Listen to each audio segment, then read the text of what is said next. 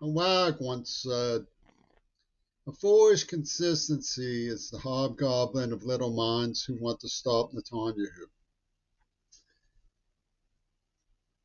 Leslie Katz, in support for her, was ruled the moral absolute of the AIDS attack.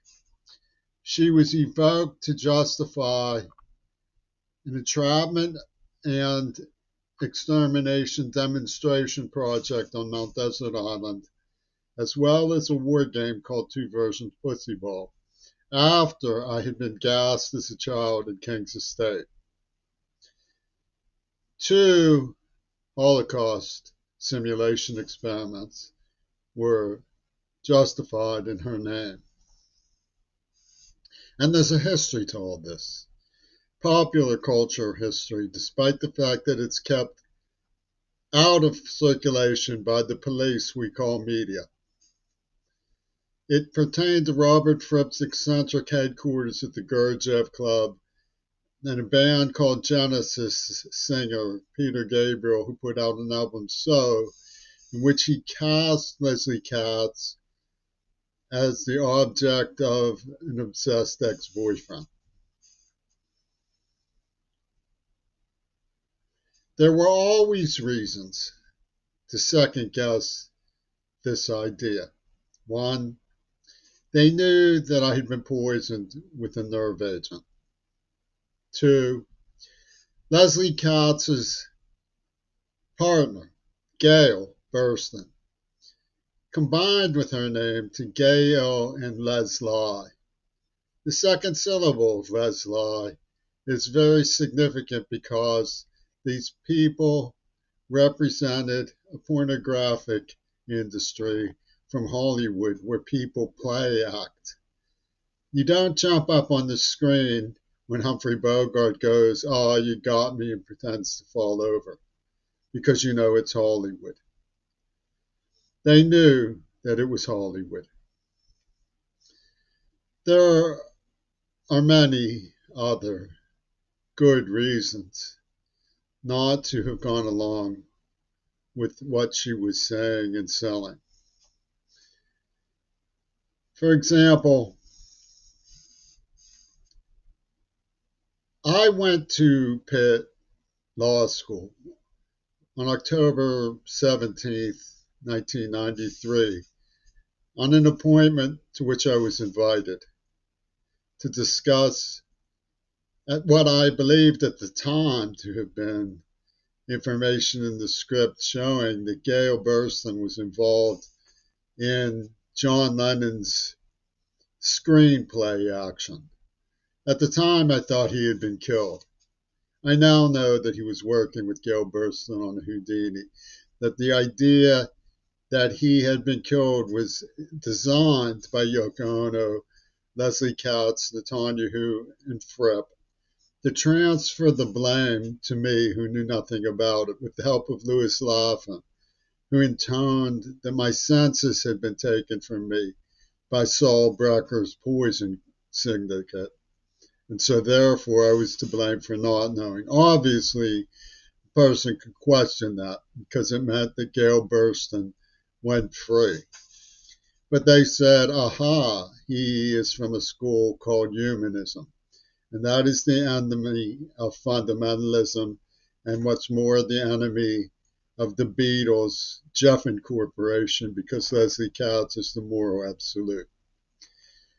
There were other reasons they could have questioned it.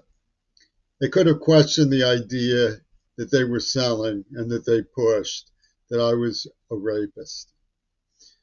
How did they justify putting Rosa in my bed if they believed that? They knew that that was not true.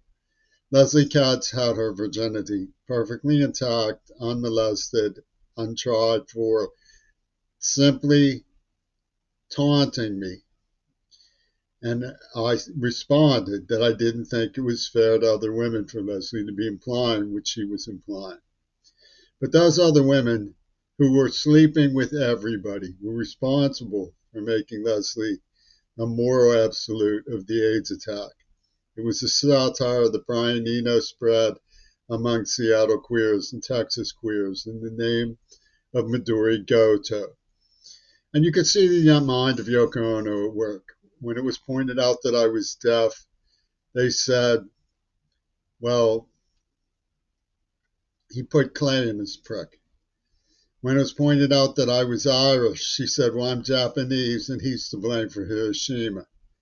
When I said we were at Plymouth meeting, they said, but we'll tell Sherman Alexie that you were a pilgrim and let the Native Americans deal with you.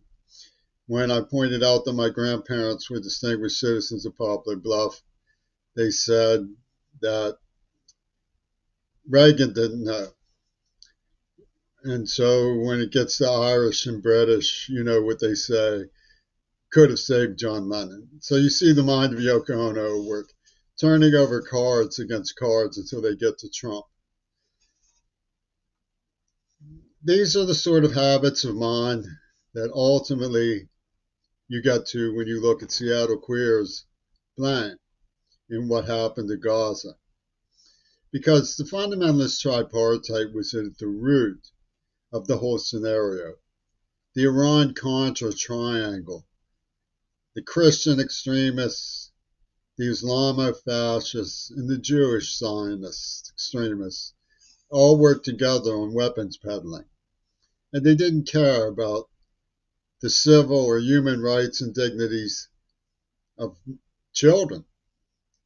Turns out I was just a child, 9 years old, when Michael Reagan's favorite scene was Samord. And of course, Michael Reagan learned the Jewish word for Ronald Creary's daughter in Seattle. But they thought it was a brilliant strategy. And so brilliant, in fact, that they're rescuing Gaza and Palestine by not allowing it to be questioned. Because both Seattle queers and Palestinians would rather be dead than question Yoko Ono. Why? Because it would mean that someone was blameless, who they went along with blaming. And why they did that is eccentric and ideological. It comes from the mind of Pope Carl. They don't believe that there's any such thing as the rights of an individual who's a white in America. And behind it is Donald Trump offering a sacrifice for his vestige to prevail. So all this time they're doing the tune of Biden, Jeffen, Obama, Leslie Katz. They're taking bait and refusing to admit it. Behind them is Clint Eastwood. It's very womanly to engage in insistence on self-deception. Pittsburgh had all kinds of women playing Clint Eastwood. They'd go, "Oh, I don't believe that. They were just messing with you." And so on and so forth. You're pushy, and all this other womanly stuff that's in Clint Eastwood's retinue.